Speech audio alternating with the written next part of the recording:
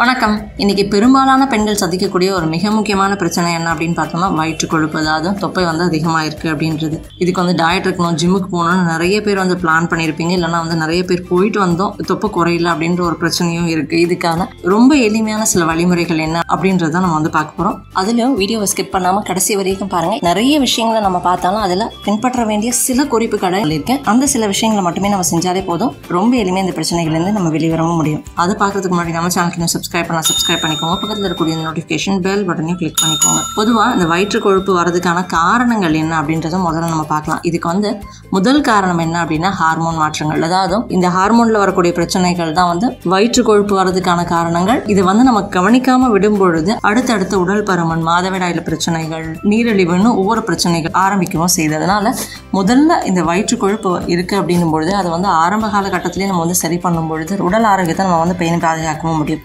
அதனால ஹார்மோன்ல வரக்கூடிய மாற்றங்கள், நல்ல ஒரு தூக்கத்தையும் இல்லைனா நார்சத்து அதிகமாக இருக்கக்கூடிய உணவுகள் எடுத்துக்கும் பொழுது அதை சரி பண்ண முடியும். அதே மாதிரி செரிமானம் சம்பந்தமான பிரச்சனைகளும் இதுக்கு மிக முக்கியமான காரணம். நிறைய பேருக்கு பார்த்தோன்னா சாப்பிட்ட உணவு சரியான முறையில் செரிமானமாகாது, அப்படி இல்லைனா மலச்சிக்கல் மாதிரியான பிரச்சனைகள் அதிகமாகவே இருக்கும். இதுவும் வயிற்று கொழுப்புக்கு ஒரு முக்கியமான காரணம். அடுத்தது அப்படின்னு பார்க்கும்பொழுது நிறைய பேர் இரவு தாமதமாக சாப்பிட்றது. தாமதம் அப்படின்னு சொன்னால் ஒரு 7:30 மணிக்கு மேலே நம்ம சாப்பிட்றோம் அப்படின்னால அது தாமதமான உணவு தான். அந்த மாதிரி லேட் நைட் நம்ம சாப்பாடு எடுத்துக்கும் பொழுது அது சரியான செரிமானத்தை கொடுக்காது. அது வயிற்று கொழுப்பு அதிகரிக்கும். வயிற்று கொழுப்பு அதிகரிக்கிறது மட்டும் இல்லாமல் காலப்போக்கில் இதுதான் மற்ற சில ஹார்மோன் சம்பந்தமான தொந்தரவுகளுக்கும் காரணமாகவும் இருக்கு. அடுத்தது அப்படின்னு பார்த்தோம்னா மன அழுத்தம், தூக்கமின்மை. நிறைய பேருக்கு மன அழுத்தம்னால தூக்கம் சரியா வராது. கார்டிசால் மாதிரியான நம்மளுடைய ஹார்மோனை அதிகரிக்கும். இந்த கார்டிசால் அதிகரிக்கும் பொழுது நம்மளுடைய வயிற்று கொழுப்பு அதிகமாகும். இதுவும் ஒரு முக்கியமான காரணம். அது மட்டும் இல்லாமல் நம்ம அதிகமாக தண்ணி குடிக்காமல் இருக்கிறது, ஒரே இடத்துல ரொம்ப நேரம் உட்கார்ந்து இருக்கிறது, இல்லைன்னா அவசரமாக சாப்பிட்றது, இதெல்லாமும் வயிற்று கொழுப்பு அதிகமாகிறதுக்கான முக்கியமான காரணமாகவும் இருக்குது. இதுக்கான ரொம்ப எளிமையான வீட்லேயே நம்ம செய்யக்கூடிய சில தீர்வுகள் என்ன அப்படின்றது தான் இப்போ நம்ம பார்க்க போகிறோம். அதாவது இந்த தீர்வுகளை பார்த்தோம்னா நம்ம காலையில் என்ன செய்யணும், மத்தியானம் என்ன செய்யணும், அதே மாதிரி இரவு என்ன செய்யணும் அப்படின்றது தான் நம்ம பிரித்து பார்க்க போகிறோம். அதில் காலையில் நம்ம என்ன செய்யணும் அப்படின்றத முதல்ல பார்க்கலாம். இது ஒரு நாள் மட்டும் செய்கிறதில்ல, நம்ம ஒரு மாதம் 2 மாதம் இதை செய்யும்பொழுது நல்ல ஒரு பலனை பார்க்க முடியும். இது குறைகிறது மட்டும் இல்லாமல் அடுத்தடுத்து வரக்கூடிய பிரச்சனைகள்லேருந்து நம்மளை நம்ம பாதுகாக்கவும் முடியும். இப்போ வயிற்று கொழுப்பு இருக்குது அப்படின்றவங்க காலையில் எழுந்தோன்னே என்ன பண்ணணும் அப்படின்னா முதல்ல சீரக தண்ணி எடுத்துக்கணும். சீரகம் பொதுவாக எல்லா வீடுகள்லையும் இருக்கக்கூடிய ஒரு பொருள் தான் இது. இந்த சீரகத்தை ஒரு ஸ்பூன் அளவுக்கு தண்ணியில் போட்டு நல்லா கொதிக்க வச்சு ஒரு 5லேருந்து 10 நிமிஷம் நல்லா கொதிக்க வச்சுட்டு அதை ஒரு கஷாயமாவோ இல்லைன்னா கொஞ்சம் தேன் சேர்த்தோ நம்ம ஒரு தேநீராவோ எடுத்துக்கலாம்.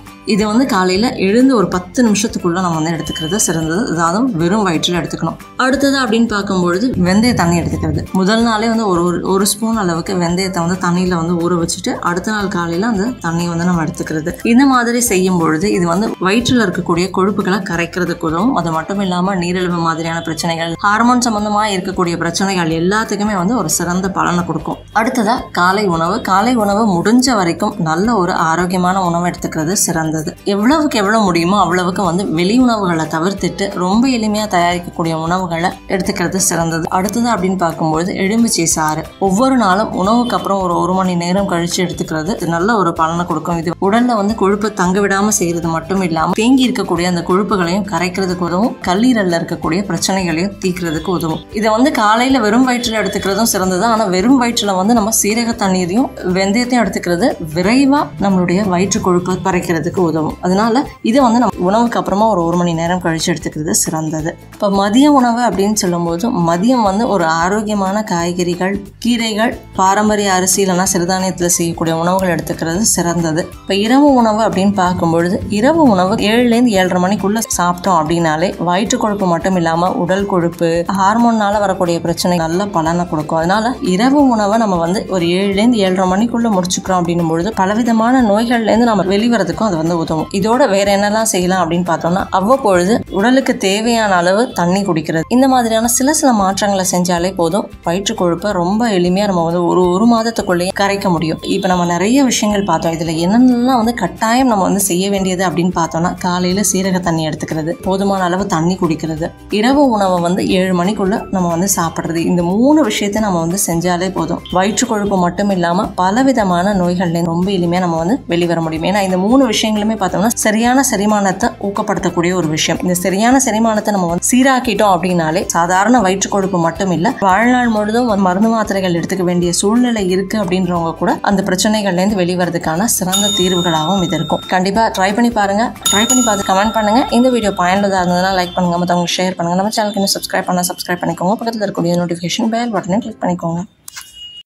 என் ஆரோக்கியம், என் குடும்பத்தின் ஆரோக்கியம், என் சமூகத்தின் ஆரோக்கியத்திற்கான பயணம் இது. கைகோர்ப்போம், ஆரோக்கியத்திற்கு விதையாவோம். நன்றி.